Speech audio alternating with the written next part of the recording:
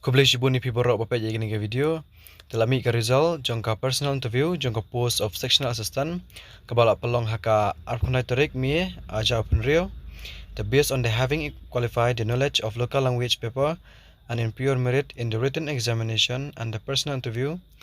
The result for the post of sectional assistant conducted by the district selection committee East Kasil District, Shillong is hereby declared.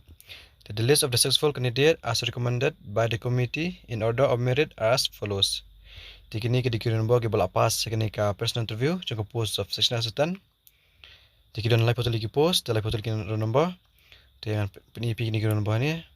Roll number 118394 on reserve, 25206 on reserve, 15531 on reserve, number 413594 on reserve, 24741 kasih jantia, 17820 kasih jantia, 12495 kasih jantia, 19411, 24899, 15408, 20741, 11251, 17492, 22399, 17868, 20479, 13073, 16199, 24102, 22096, 23637, 17158, 23476, 13051, 23955, 17773, 14422, 18864, 22654, 16979. Ini dikasih jantia.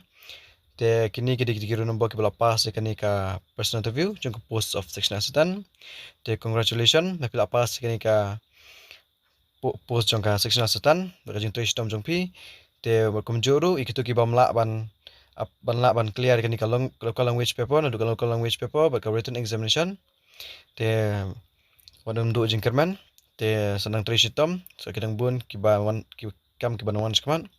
Te tangatahi kublai shibun.